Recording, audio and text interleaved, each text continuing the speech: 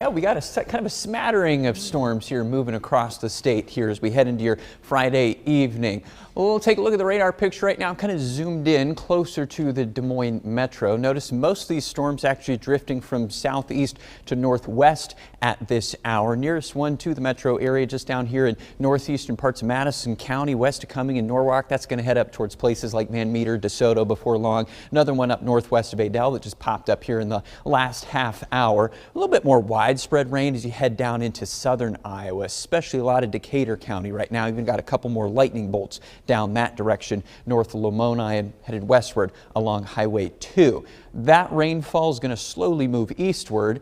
Mainly going to be in southern Iowa. Northern Iowa, you're mainly dry. There's just a couple very isolated storms here this evening. You head up northwest to Humboldt, places like Bradgate towards Rolfe, over into Pocahontas County, another little storm that's moving to the north and west as well. This is going to be kind of the situation here as we go through the rest of tonight. Most of the storms going to be concentrated I-80 southward. They're going to sort of pinwheel spinning eastward as we go through the next few hours. Notice by 10, 11 o'clock, mainly southeast Iowa, I think will be dry probably from midnight onward, those of us that are seeing the rain late tonight. And then as we go into tomorrow on Saturday, one update to the forecast, I think now probably most of the day on Saturday is going to be dry here to start off the weekend. The changes are going to come here as we head towards later tomorrow evening and into tomorrow night. System coming from the northwest is going to produce some thunderstorms up here in southeastern South Dakota and eastern Nebraska late tomorrow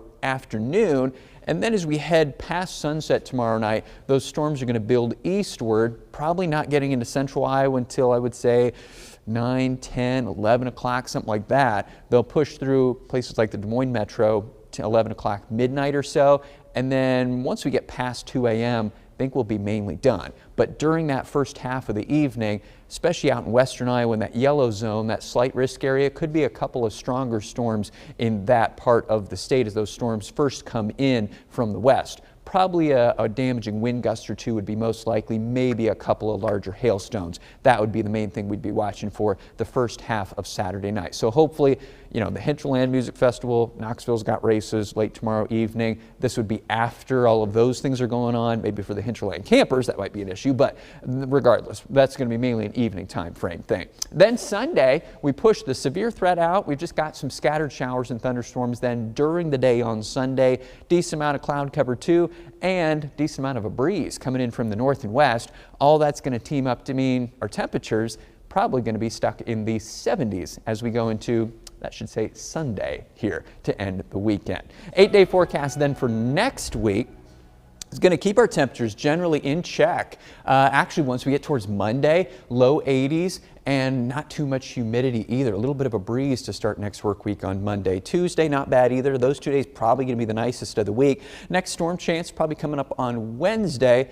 And then it's still mostly low to middle 80s as we head towards State Fair time Thursday onward.